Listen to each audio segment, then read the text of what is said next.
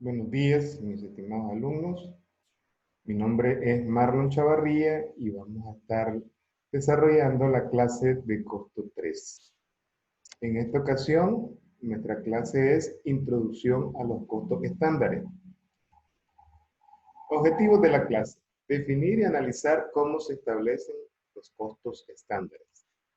2. Explicar la diferencia entre costeo real, normal y estándar. 3. Comprender los usos del costeo estándar. 4. Identificar los 3 tipos básicos de estándares. 5. Explicar el establecimiento de estándares de materiales, mano de obra y costos indirectos. 6. Comprender qué son las variaciones de los 3 elementos del costo. Y 7. Integrar las variaciones de los 3 elementos del costo. Iniciamos. ¿Qué son costos estándares? Los costos estándares son patrones o modelos predeterminados que sirven de base para comparar los costos reales. ¿A qué nos referimos con esto? Nos referimos que los costos son predeterminados, es decir, se calculan la cantidad de materiales que requiere un artículo, los costos de esos materiales, la cantidad de materiales indirectos y sus costos, la cantidad de mano de obra en horas y el costo de esa mano de obras, tanto indirecta como indirecta. Y el presupuesto de los costos indirectos de fabricación para completar un lote de producción. Todos esos costos se determinan previo a la producción. ¿Con quién? Con especialistas de las diferentes ramas, que vamos a verlo más adelante. Y entonces tenemos un modelo o patrón anticipado que nos va a permitir medir con qué calidad, con qué nivel de desempeño está la fábrica desarrollando su trabajo. El objetivo de esto es conocer con precisión cuáles son los costos necesarios para poder producir o fabricar un artículo, un producto, y a partir de ahí esto se convierte en la meta que la fábrica, ¿verdad? El equipo de producción debe de tratar de alcanzar. Ventajas. ¿Qué ventajas tienen los costos predeterminados? 1. Análisis efectivo de los datos de costo. Es decir, ahora voy a tener información más precisa que me va a permitir ir midiendo elemento a elemento del costo si el equipo de fábrica se está acercando a los estimados previstos por el equipo de costos predeterminados. Y segundo, una reducción de la labor y gastos de oficina, ya que una vez que se implementan este tipo de costos, este sistema de costos, todos los formularios que vamos a encontrar son preestablecidos, predeterminados, y esto nos va a permitir reducir la cantidad de esfuerzo que se requiere para completar dichos formularios.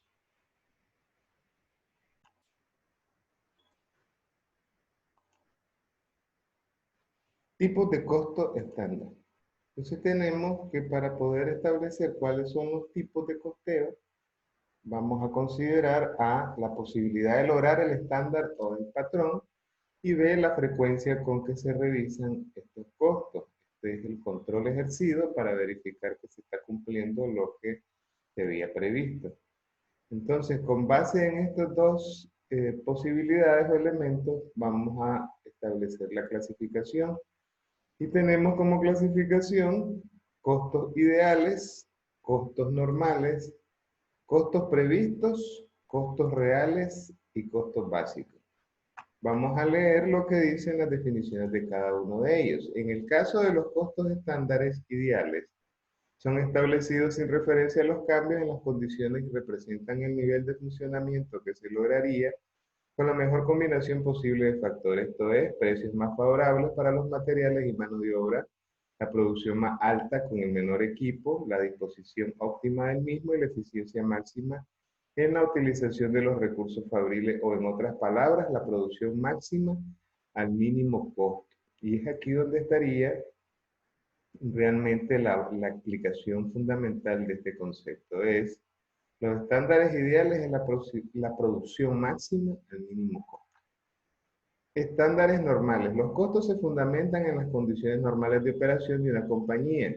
Durante el periodo de un ciclo económico completo son llamados estándares normales. Si bien es probable que estos puedan ser logrados, son difíciles de computar debido a los posibles errores al predecir la extensión y duración de los efectos del ciclo. Entonces, como podemos observar, los estándares normales están basados en la realidad, en la historia y en la estadística de la organización. Por lo tanto, son posibles de ser logrados, pero existe también la posibilidad de que hayamos cometido errores a la hora de planificarlo y de crear estos estándares normales. 3. Estándares reales, corrientes o previstos. Estos estándares se basan en las condiciones económicas actuales y representan el nivel de logro hacia el cual mira la gerencia para el próximo periodo de contabilidad. Cualquier desviación respecto a este estándar representa una ineficiencia en las operaciones fabriles, a no ser que sean debido a factores incontrolables. Si los factores no son controlables, tiene que suponerse que los estándares no son correctos y que tienen que revisarse de acuerdo con ellos. Estos estándares corrientes representan un punto de vista a corto plazo y se preparan con el entendimiento que serán revisados cuando sea necesario. 4. Estándares básicos o espectros. Estos estándares representan una clase especial de patrones de índole estadística, preparados para algún año base y usados de manera muy semejante a la forma en que los estadígrafos utilizan los índices de precio de las mercaderías básicas. Estos hacen meramente las veces de metas con las cuales comparar el funcionamiento real y no son revisados a no ser que se varíen los productos, las operaciones o procesos de fabricación. Para ilustrar este método, se supone que en el año 1950 es la base de comparación y cálculo. La materia prima usada por la empresa es el cobre laminado, cuyo precio durante la mayor parte de ese año fue de 18 centavos la libra. Este precio se usa entonces para representar el 100% del importe.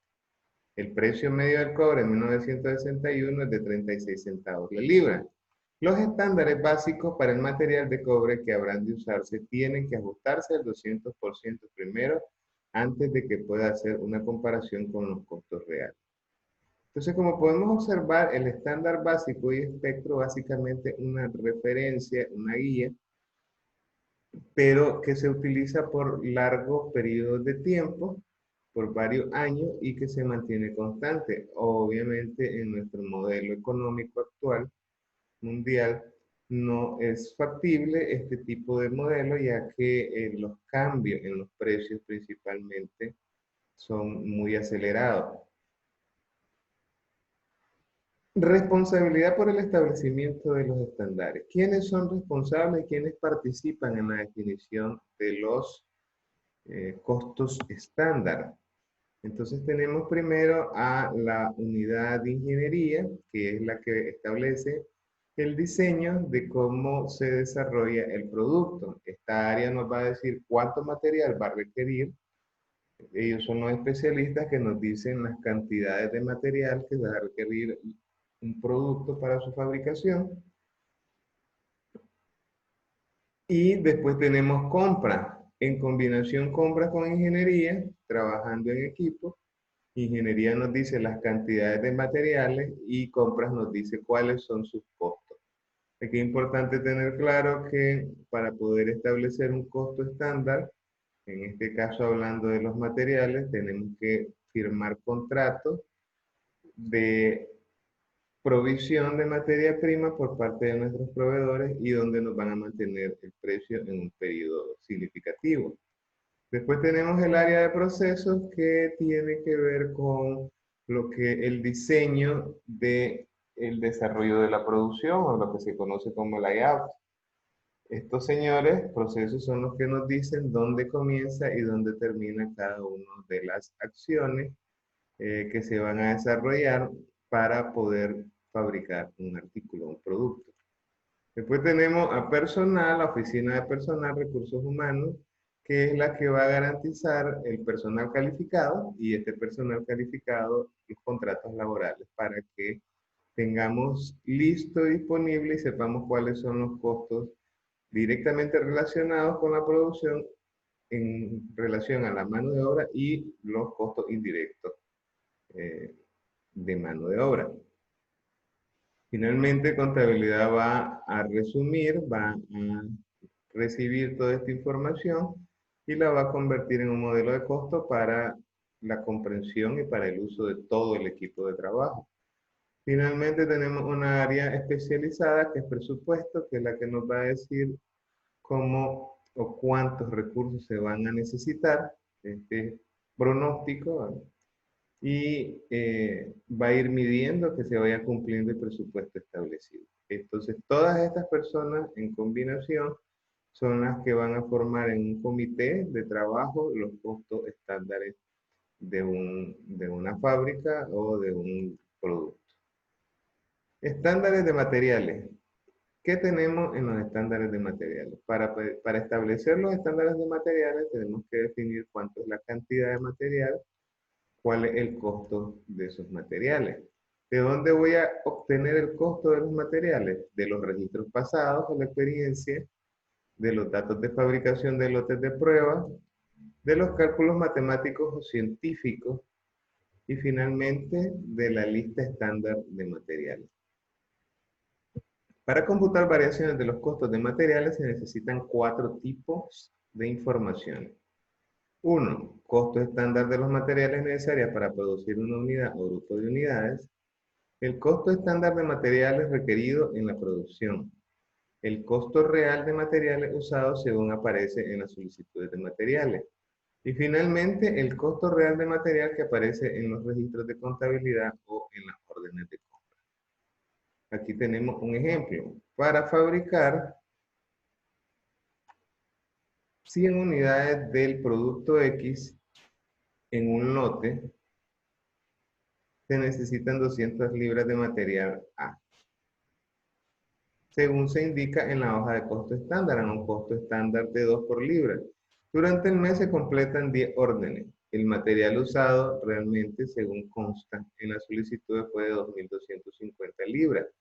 Las últimas facturas indicaban que este material costó 2.10 la libra. Entonces vemos desde el inicio lo que es el costo estándar, lo que es los materiales o cantidad de materiales estándar y lo realmente utilizado. Entonces, si pueden apreciar, tenemos por acá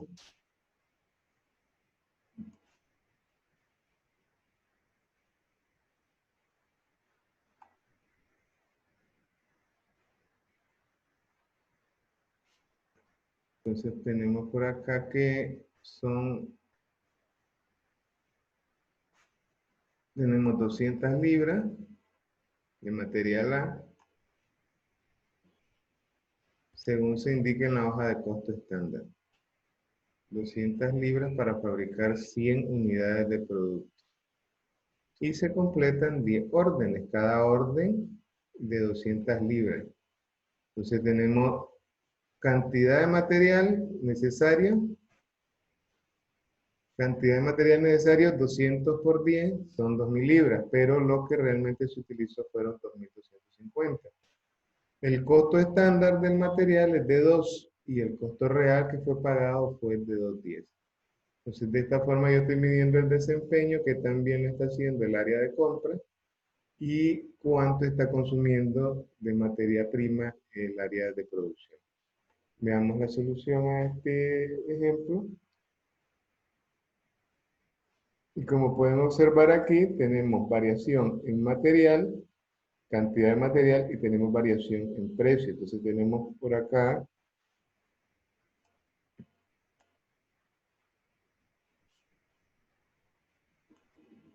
que el estándar son 200 libras por 10 órdenes 2.000 y el consumo real 2.250. La variación, 250 libras se consumieron de más ¿Y cuánto vale cada una de esas libras a costo estándar? Vale 2. Entonces tengo una variación de 500 en materiales.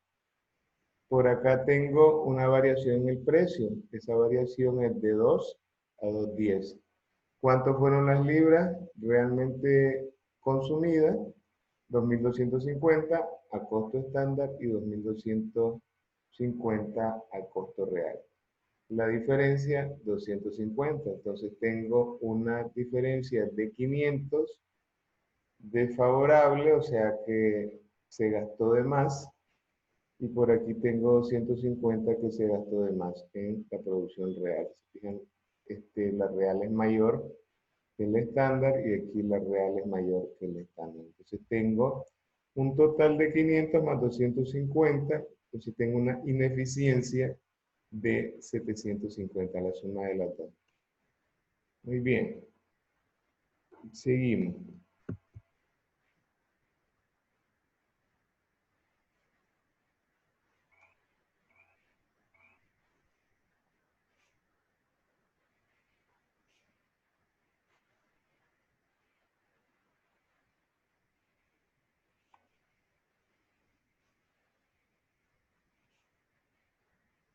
En la hoja de costo estándar vamos a ver ahora las variaciones en mano de obra.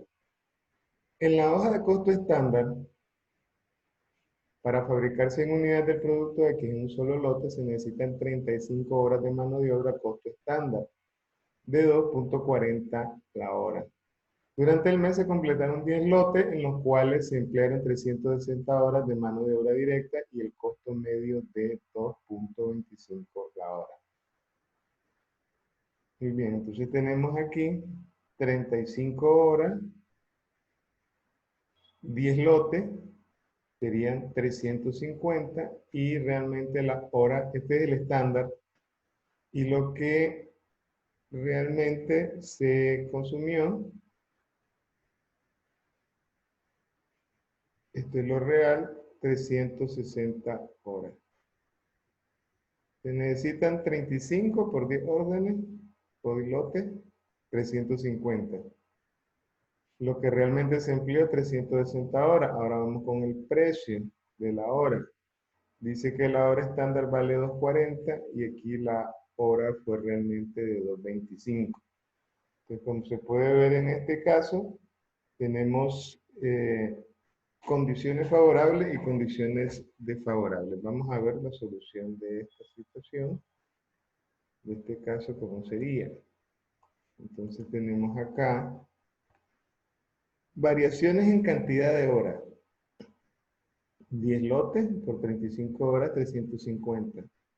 Real, 10 lotes, se tardaron 36 horas, 360. Aquí me lo dice 360.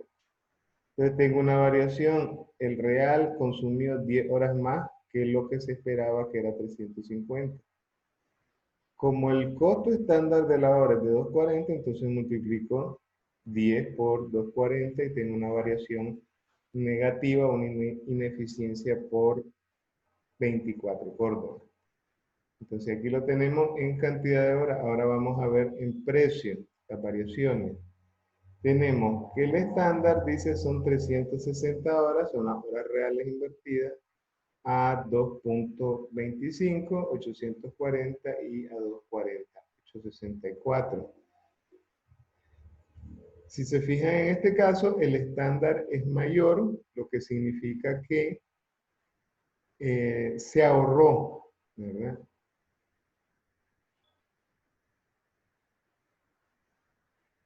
Y entonces tenemos una diferencia de 54.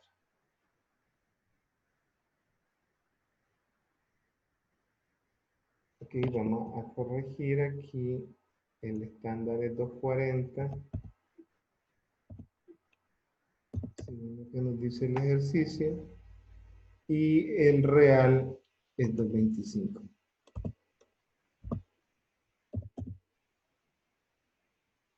Y entonces aquí tenemos 8.64 y aquí 8.40. Entonces ahora sí, ya con esa corrección,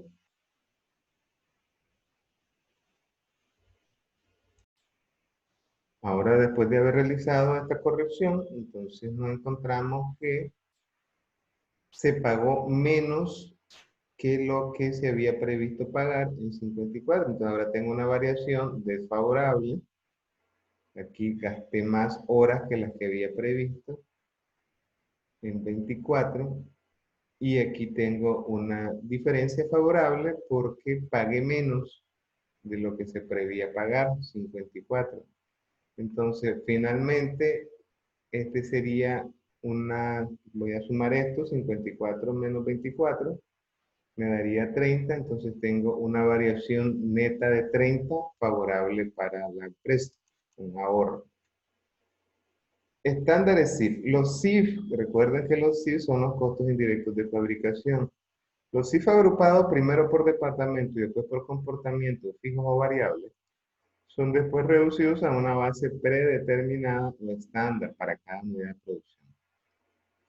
Si bien las unidades de producto, las horas de mano de obra, las horas máquinas o los costos en unidades monetarias de mano de obra. Entonces aquí podemos ver en esta fórmula que dice cuánto es la tasa predeterminada. La tasa predeterminada es la división de la carga fabril presupuestada, o sea, todos los CIF presupuestados, dividido entre la producción una base de actividad. Esta base de actividad puede ser unidades producidas, podría ser materiales indirectos en volumen, o podría ser horas de mano de obra directa para utilizar como modelo, o podría ser el costo primo, que es los materiales directos más la mano de obra directa. Entonces, va a depender aquí la base que yo utilice, pero lo que la tasa me va a dar al dividirla de los costos presupuestados CIF, o sea, de todo lo que son los costos indirectos de fabricación. La carga fabril departamental será calculada en bases fijas o variables a una tasa predeterminada. La carga fabril fija por unidad aumentará si el volumen de la producción disminuye. La carga fabril fija por unidad disminuirá si la producción incrementa. La elaboración del presupuesto flexible o móvil obedece al cálculo de costos fijos o variables dentro de la partida de costos indirectos de fabricación o carga fabril. Tenemos aquí un modelo de CIF, justamente lo que estamos hablando, por un mes a diferentes capacidades de operación. Entonces, esta es la información que nosotros vamos a recabar. Aquí esto se refiere a presupuestos flexibles. ¿Qué significa? Significa en este caso el volumen o la capacidad a la que estamos trabajando. Por ejemplo, si tenemos la capacidad de 8.000 horas trabajando en un 100%, entonces en esta primera columna nos vamos a encontrar cómo sería el presupuesto si trabajáramos al 50%, o sea, solo 4.000 horas. Al 60%, 4.800 horas. 70%, 5.600 horas. ¿Por qué? Porque esto va a generar una variación. Si se fijan, tenemos costos fijos y tenemos costos variables. En el caso de los costos, aquí tenemos, por ejemplo, supervisión. Si se fijan, de 4.000 a 6.400, que es el 80% de la producción, el incremento es muy bajo, y en los primeros 3 niveles el incremento, no hay incremento básicamente con relación a los costos fijos. Ahora, en el caso, miren, reparaciones y mantenimiento, cómo va escalando, va subiendo de acuerdo a la cantidad de horas de mano de obra que se van incrementando en cada escenario. Esta información, ¿para qué me sirve? Aquí lo que tengo al final, si se fijan, es el total de la carga fabril, y en este caso estoy utilizando como base las horas de mano de obra directa.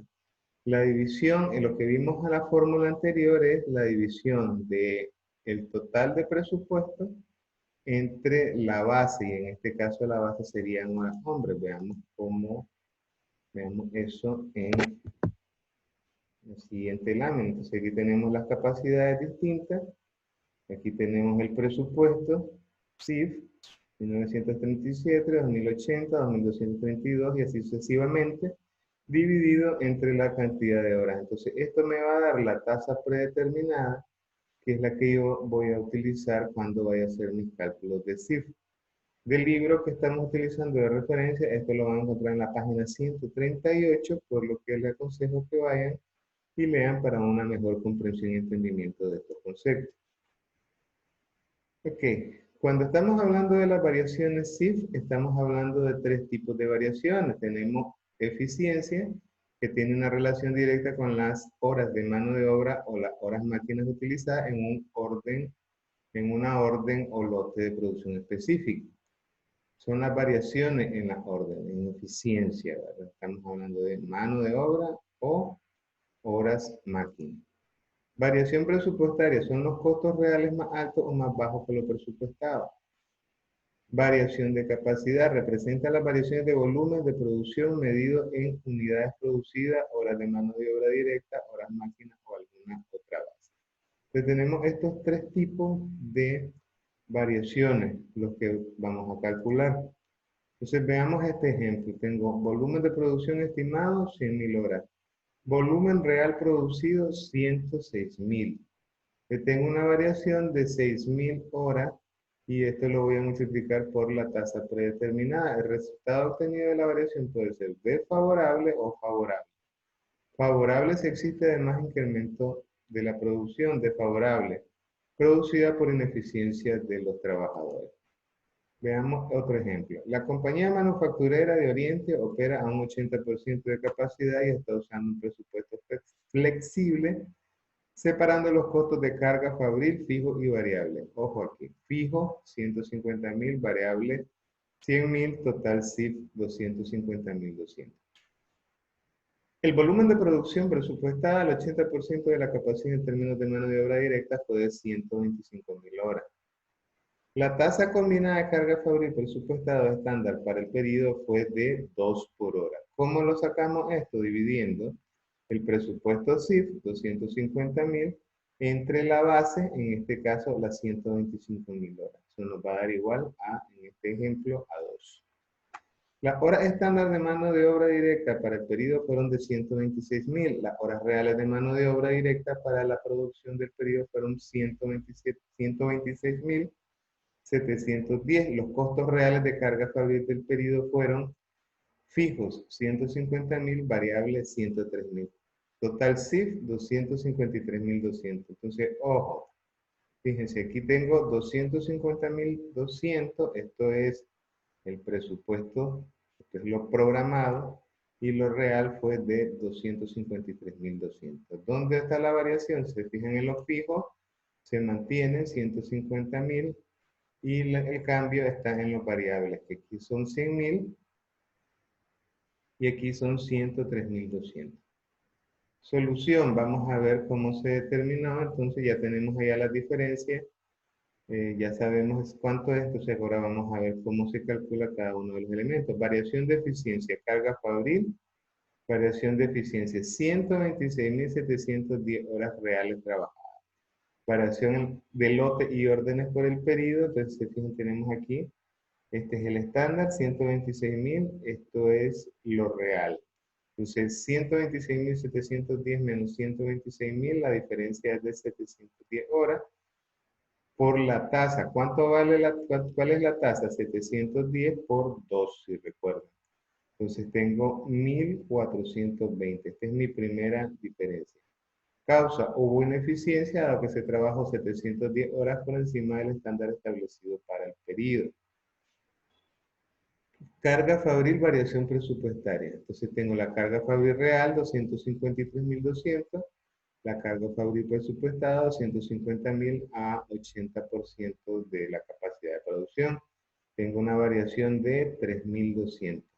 El incremento de la producción 1.000 horas debido a que el presupuesto flexible para el periodo establecía 125.000 horas y el presupuesto estándar proyectó 126.000 horas. Hubo ineficiencia de la mano de obra debido a que se trabajaron 710 horas por encima del estándar. Incremento de costos debido a la estimación impropia del estándar y disminución de costos por incremento de las horas trabajadas. Carga fabril en la variación de la capacidad. ¿Se hizo más trabajo o menos del planeado. Capacidad presupuestaria 125.000, capacidad real 126.710. De aquí podemos ver 1.710 horas por 2, que me da 3.420 ya en dinero. 1.000 horas permitidas y 710 horas de ineficiencia. La suma de la variación presupuestaria, un débito por 3.200 y la variación de la capacidad de la carga fabril, un crédito de 3.420 o una cifra neta de 220 es igual a la carga fabril sobre o subabsorbida. Entonces veamos el resumen. Carga fabril real, 253.200. Carga fabril aplicada, 12.710 por 2 menos sobre aplicada de saldo acreedor. 253.420 me quedan en 220. Comparando carga fabril, variación presupuestaria, 3.200. Menos carga fabril, variación capacidad, 3.420. Variación neta, 220.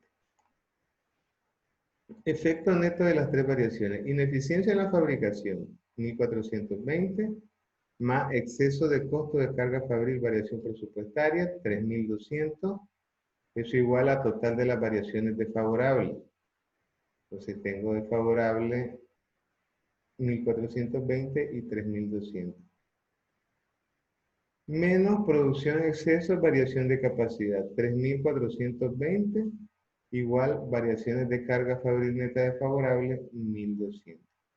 Y de esta forma estaríamos completando la determinación de las diferencias por elemento y el total, ¿verdad?, de variaciones en el caso de materiales, mano de obra y cifra.